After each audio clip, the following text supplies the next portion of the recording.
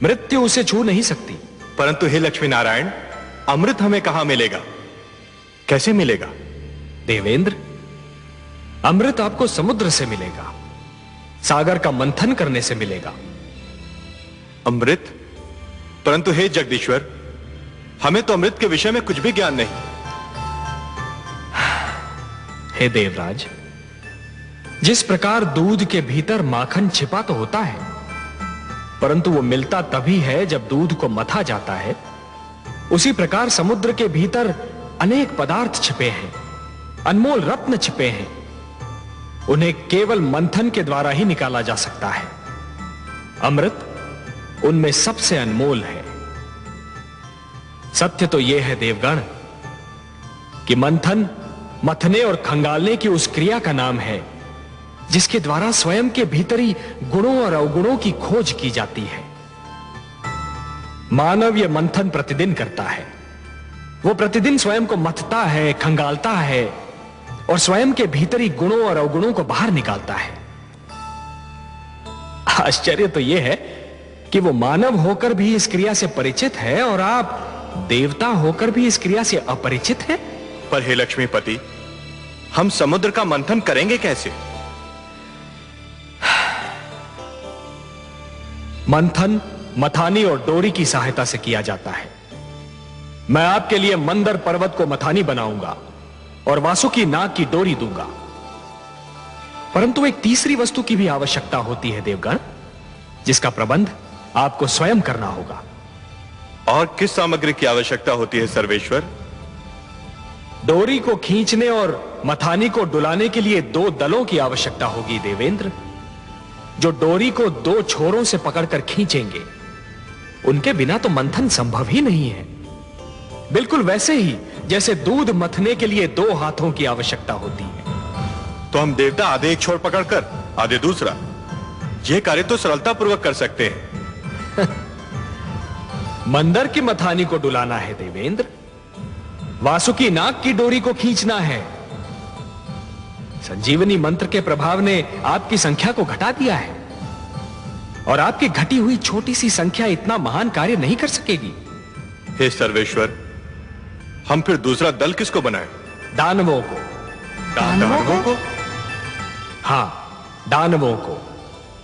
यदि दानव आपका साथ दें तो समुद्र मंथन संभव है, और समुद्र मंथन होगा तभी संजीवनी का उत्तर भी प्राप्त होगा।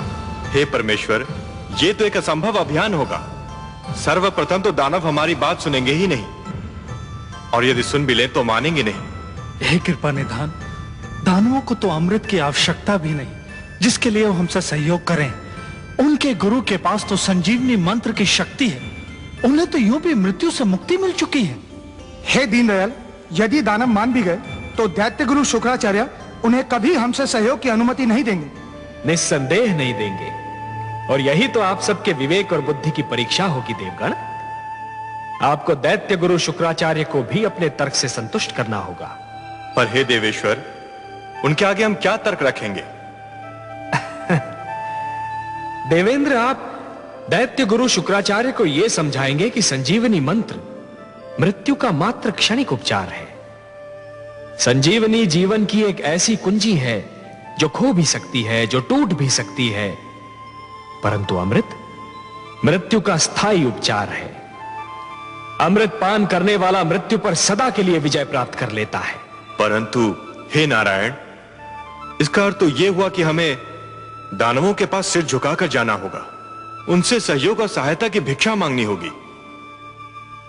क्या यह समस्त देवलोक का अपमान नहीं होगा? क्या अपमान में अब भी कोई कमी रह गई है देवराज? शब्दों के जाल में मत उलझिए देवेंद्र, शब्दों के जाल में मत उलझिए। आंधी आए तो आंखें फाड़कर पथ पर आगे बढ़ते रहना कोई बुद्धिमत्ता नहीं है। ऐसे में बुद्धिमत्ता तो वो है कि नेत्र मूंद कर बैठा जाए और आंधी के निकल जाने की प्रतीक्षा की जाए। शस्त्रधारी शत्रु से निहत्ते लड़ना यह कोई वीरता नहीं है देवगण, यह तो आत्महत्या है। ऐसे में वीरता तो यह है कि शत्रु को शांत रखा जाए, यदि आवश्यकता पड़े तो उसकी प्रशंसा भी की जाए। और उससे लड़ने के लिए शक्ति जुटाई जाए। शत्रु से सहयोग और सहायता लेना भी रणनीति का अंश है देवेंद्र। एक प्रश्न अभी रह गया सर्वेश्वर। वो भी पूछ लीजिए। यदि दानवों ने सहयोग देने के लिए यह मांग की कि अमृत उन्हें भी दिया जाए, तब क्या होगा? संजीवनी के साथ अमृत भी उन्हें मिल गया तो उनकी शक्ति दुगनी हो जाएगी। असंभव, असंभव देवेंद्र, असंभव। समुद्र मंथन से अनेक पदार्थ निकलेंगे, अनेक सामग्रियां निकलेंगी, अनमोल रत्न निकलेंगे। उन सब का बंटवारा संभव है, परंतु अमृत पर केवल देवताओं का अधिकार होगा। उसकी एक बूंद पर भी दानवों का अधिकार नहीं होगा। अब यह कैसे होता है, यह देखना मेरा कार्य। यदि दानवों ने अमृत मांगा तो मैं स्वयं बीच में आऊंगा। हे त्रिलोकीनाथ, आप संकट नाशक हैं, तारनहार हैं, हमारे नायक हैं। आपने इस निराशा में आशा का दीप जला दिया। हमें अनुमति दीजिए जगदीश्वर। आपका और माता लक्ष्मी का आशीर्वाद हमारे साथ रहा तो हम अवश्य अपने अभियान में सफल होंगे। हम शीघ्र ही लौटकर दानवों का सहयोग मिलने का समाचार आपको सुनाएंगे। शुभस्य शीघ्रम।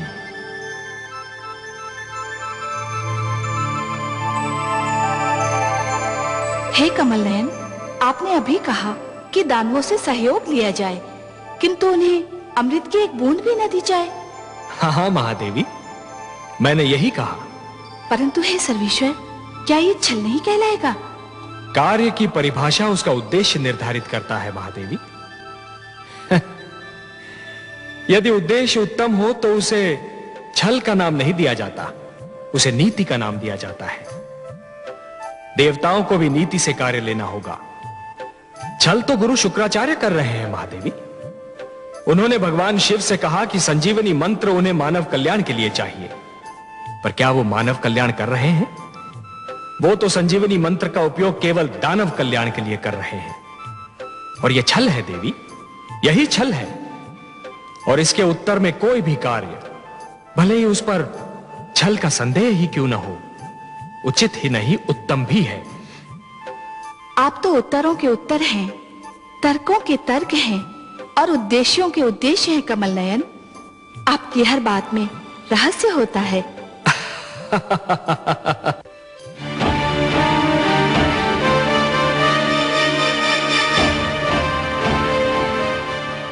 दानवराज की जय हो। देवलोक से देवराज इंद्र अपने सहयोगी देवताओं के साथ पधारे हैं और दानवराज की सेवा में उपस्थित होने की अनुमति चाहते हैं। पराजय विजय से मिलने आए हैं महाराज, बधाई हो। सावधान कालकेतु, उनके आने में अवश्य ही कोई रहस्य है। देवराज और उनके साथी देवताओं को सम्मान सहित सभागार में लाया जाए। जो आज्ञा दानवराज।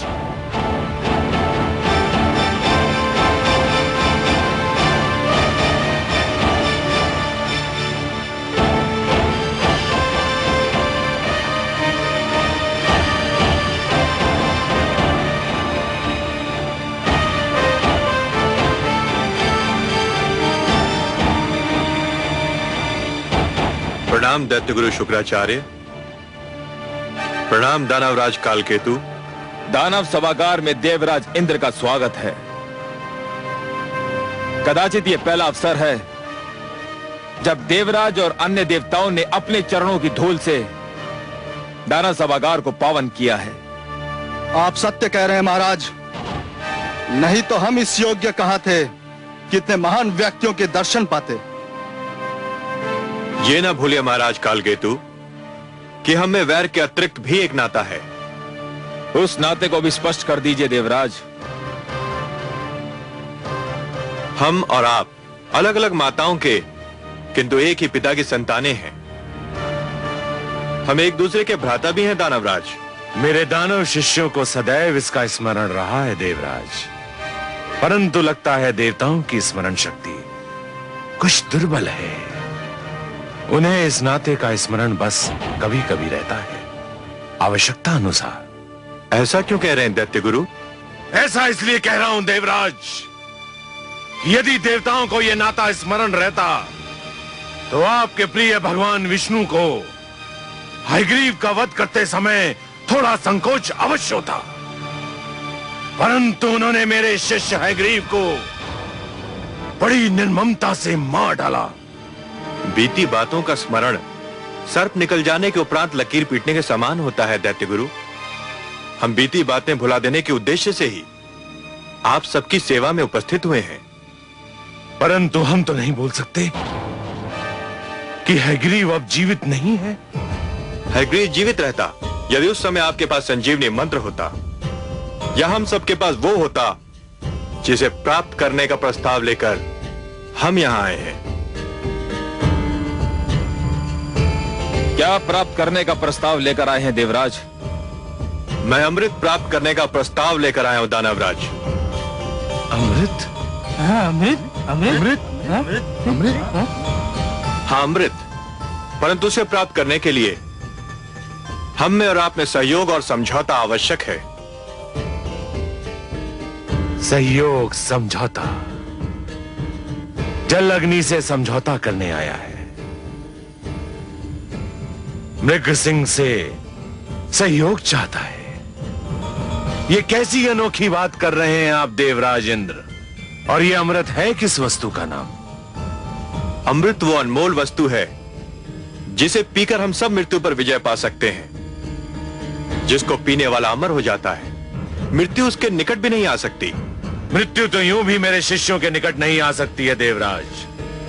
आ भी जाए तो उल्टे पांव लौट जाती है।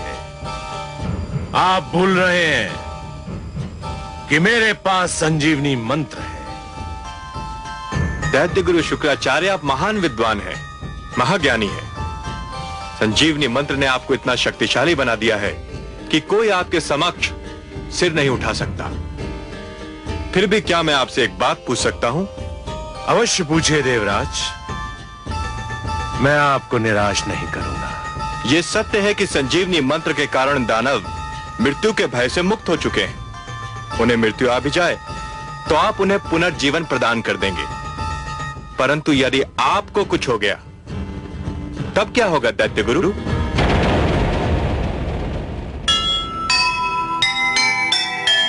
जीवन सागर का सदा मंथन है अनिवार्य, सफल वही संसार में करे कठिन जो कार्य। अमृत पाने के लिए तज कर झूठा मान, जो विपक्ष को साथ ले वो नीतिज्ञ महान।